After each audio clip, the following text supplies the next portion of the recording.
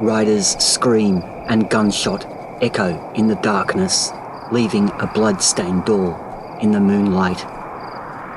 Whatever it was that came through the door has now fled. Ryder is frozen in shock over what just happened and can't move. Luckily, her grandmother is still fast asleep. She has lost her hearing with age and she didn't hear a thing. Suddenly, another large silhouette appears in the doorway, but this one politely knocks on the door. It's the local woodcutter of the village. His name is Timber. Those that know him call him Tim.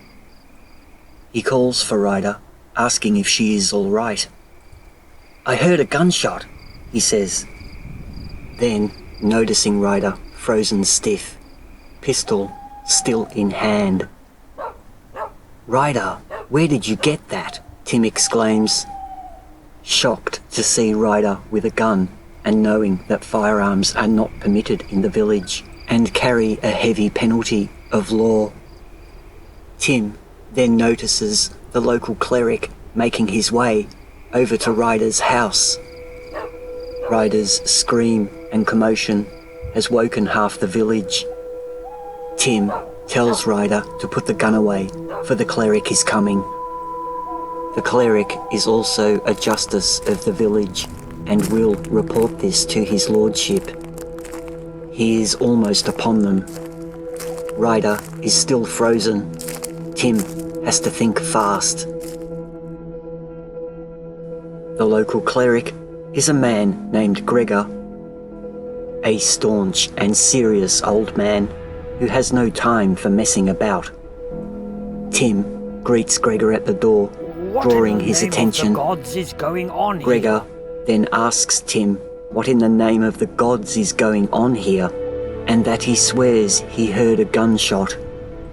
Quickly thinking on his feet, Tim explains that the gunshot must have been the blunt end of his axe hitting the side of the house, further explaining that Miss Ryder had accidentally left her door ajar.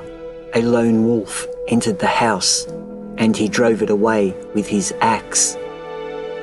Gregor inquires it is most strange, for it sounded like a gunshot to him, but he trusts Timber's word. Satisfied, Gregor reminds young Miss Ryder to make sure her door is shut and locked at night, for this whole incident would not have happened otherwise. "It's late," Gregor mentions as he turns to leave. "And don't be seen together at this late hour," he advises, mumbling his way back to his parish. People in the village ask Gregor what is going on. Gregor's blunt personality quickly douse any further curiosity and send everybody back to bed. As Gregor gets far enough away, Ryder begins to speak, but Tim cuts her off, looking Ryder straight in the eyes and asking her to please not speak of this again with anyone until he comes to see her again tomorrow, explaining that they are in enough trouble already. Ryder tries to defend, but Tim just walks away, explaining that he has to get back to his father and that he will see her tomorrow. Ryder checks her grandmother again, then tends to the blood-stained door and floor, and she notices something gold and shiny on the floor. Ryder picks it up, curious to what it is, and instantly recognizes it, even though it is broken in half. And from what she has learned in her books, confirms her suspicions and can only mean one thing. Ryder is terrified.